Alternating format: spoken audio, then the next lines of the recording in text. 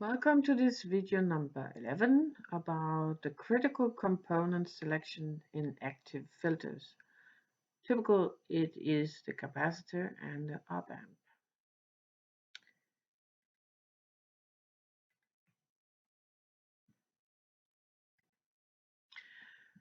When we consider capacitor selection, we are normally interested in C1 and C2.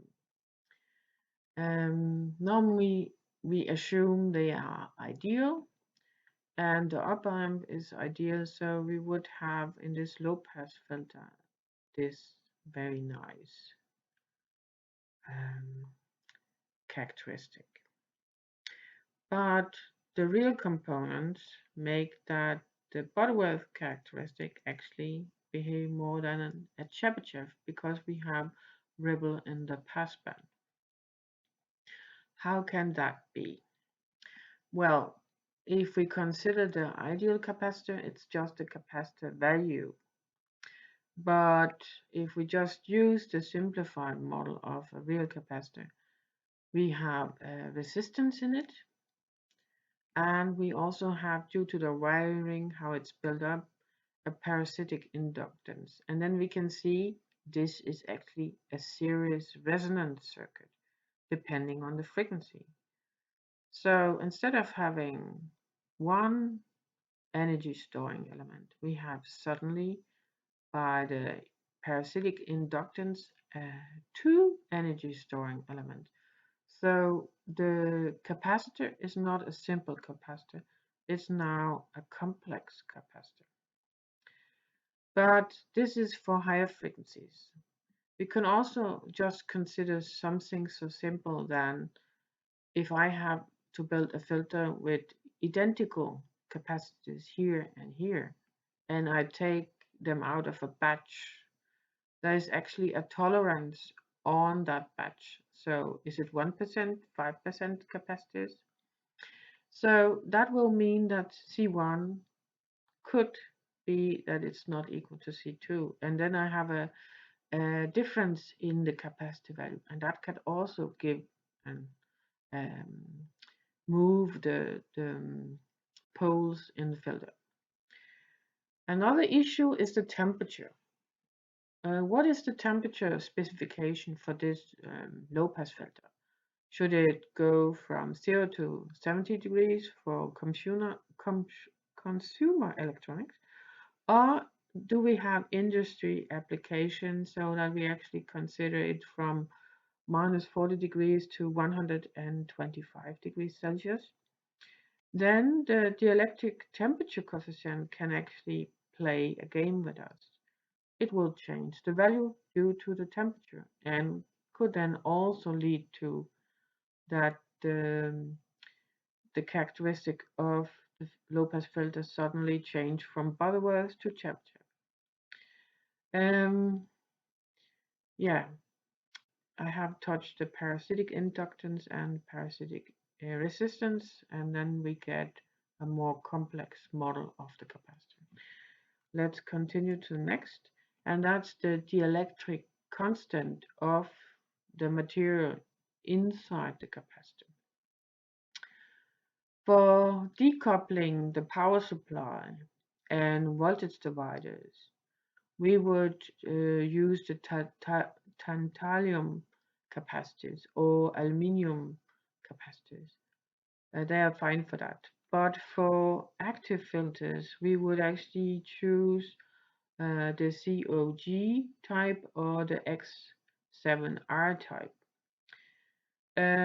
For very demanding filters that the characteristic really need to be sharp, then the ceramic type here, COG, is the one we would select because it's the most precise one. And we can also get it in very small steps and small tolerances from plus minus 0.25 picofarad and up to 1%. Also, their drift over temperature is small, 30 parts per million per centigrade is quite small. The XR7 is typically if you need to slow things down. So the filter is just a low pass filter that takes out the higher frequencies of the signal. And if there is not really a sharp requirement to a specific frequency, the XR7, sorry, the X7R type is quite okay. It ranges from 100 picofarad up to 2.2 microfarad, and also the tolerance can be around 1%, but it has a drift in temperature, so we have to consider that if this is okay. If you want to learn more about capacitors in general, there's a good free site on the internet called Capsite 2019, where one with long life experience in engineering on electronic and capacitors has made this free site with all his knowledge about the capacitors. And I think it's a really good introduction to capacitors and their properties. So if you feel for knowing more about capacitors, this is the site to go to.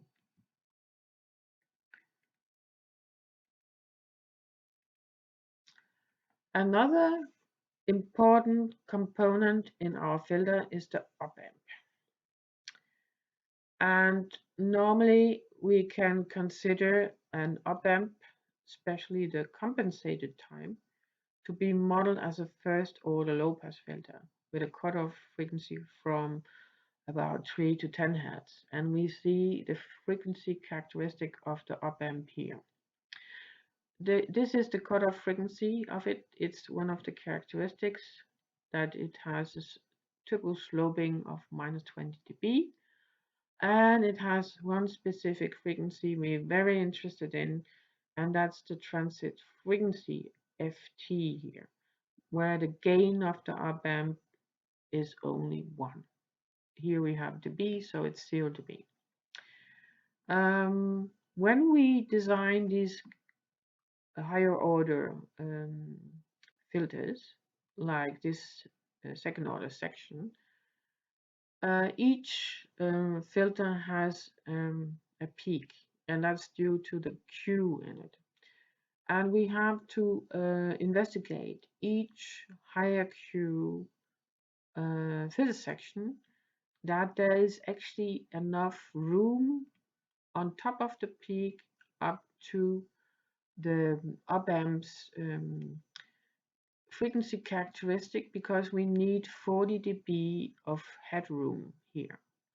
So at this F peak frequency, and that could be 10 kilohertz, we have to have at 10 kilohertz 40 dB more than the peak.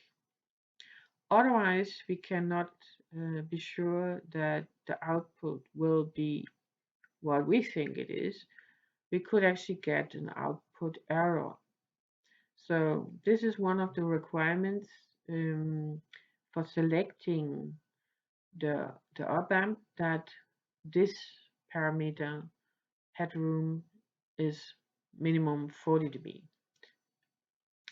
Another thing we have to consider is the transit frequency in order for it to perform in this area here.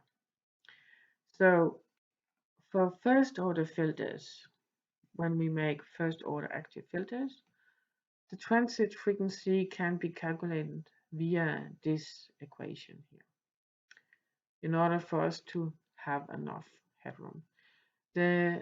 The second order filter section, when the Q for the filter section is below 1, and we can see that in the filter tables, we can calculate the transit frequency based on the corner frequency of the filter and the KE factor, where we get the KE factor in the filter table as the filter section's internal frequency over the overall filter's corner frequency, but this is parameters from the filter tables. If the second order filter here has a Q higher than 1, we have to calculate the transit frequency based on this equation, and then we also need AE from the filter section for the filter with this highest Q. So these are some important parameters for selecting that we have enough headroom and a transit frequency. There are other parameters we have to consider. If the filter is a low-pass filter, we may need to consider the offset voltage of the op-amp, and that's typical at DC performance. Also the bias current and the E offset we have to consider. In modern op-amps, they are quite low, so they are close to ideal, but anyhow, we have to check it. Also, it's not good when we have a small signal we want to filter, that the op-amp introduce noise just by its own noise figure. We are also interested in low signal distortion, so that the op-amp don't distort the signal. And we can also consider if the voltage swing on the output should go up to the rail or down to the lower rail.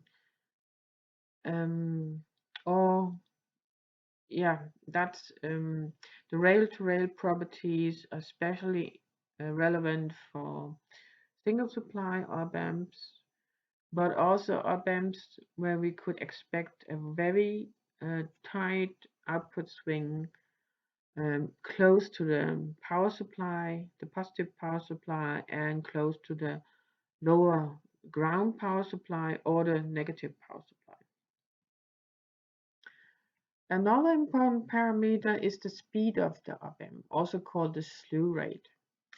If we input a square wave to the op-amp and it has not speed enough, meaning it cannot go fast enough up to this next voltage. This could be 0 ground level and this could be 10 volt.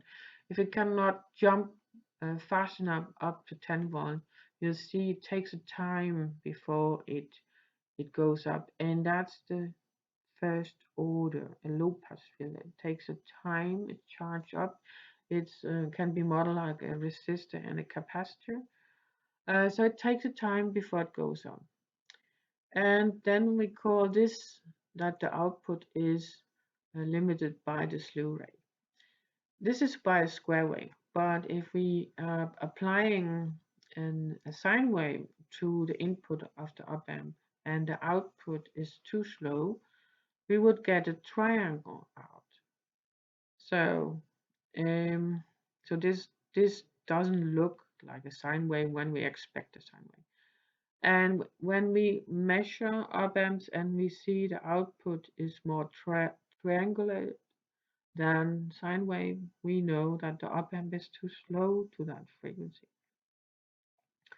In order to calculate if the op-amp has enough slew rate capacity, we have to select the op-amp based on this equation. So it's P times the peak-to-peak signal. So here, peak-to-peak signal, how high, how much is this, the peak-to-peak, and then the filter's corner frequency. Normally we see in datasheet that the value is given as a volt per microsecond, and this is a common setting to describe this parameter and compare them on this wise.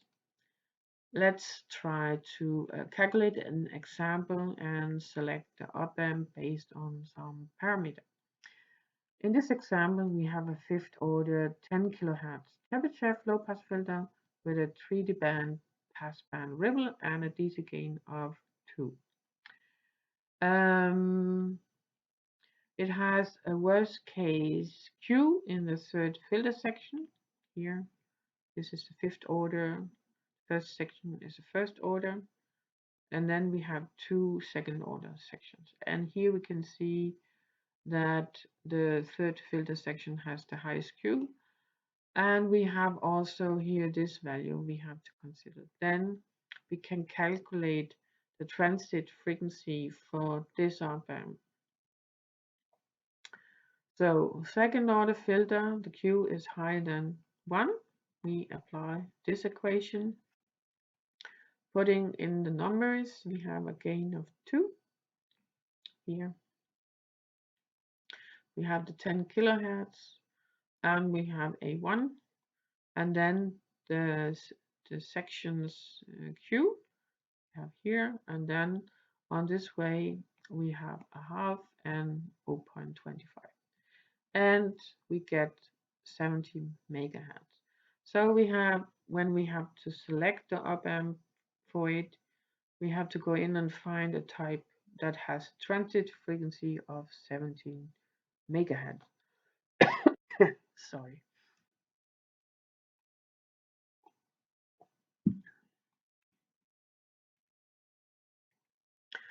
For the slew rate, we have another example here how to calculate that.